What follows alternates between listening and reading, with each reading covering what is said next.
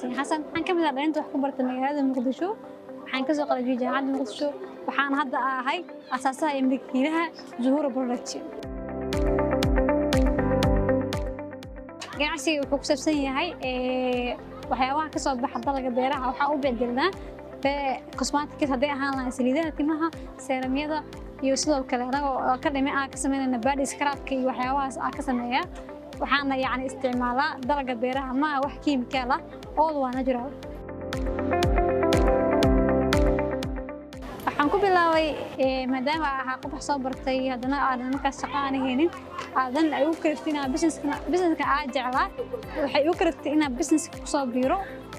waxaana qorsheeyay inaan ku soo biiro 2021 alxamdulillah waan ii hirgashay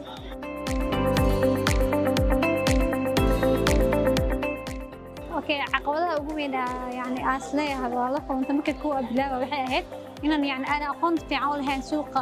iyo qaabka ku soo gali lahaa cabsigiisa qaabka market u sameeysan lahaa alxamdulillah intaas waa ka soo gudbay hadan businesskaygu waxa yani uu ku socdaa qaab horumar leh barnaamijkaas waxaan ku soo arkay social media ku soo ablaagareeyay dadna waa yani way soo aqbaleen taas uu fududaatay yani qayb ka noqdo ardayda ka faa'iideystay barnaamijkaas waxaan ka bartay course-kaas 10 fara badan haday ahaan lahayn dream builder-ka iyo waliba 10 courses-ka aan siinayay intaba waxaan ka faa'iiday waxyaabo fara badan oo aan ku kobci karo businesskayga أصلاً سو صعد وحى يعني أن قرشة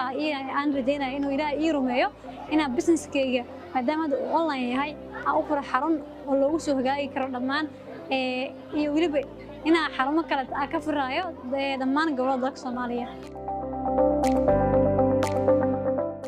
فرين تعديل على حوالي جبرك فتوى جناح استجعل إنه كسب بيرتو حان نقرأت لنا إنه يعني أسعب سنين kusoo biirto businesska ka dhabayso waxyaabaha yani oo ka dhax buuxaayo haday leedahay xirfadda soo bandhigto kusoo biirto suuqa iyadoo yani kusoo bandhigayso skillskeeda iyo dhammaan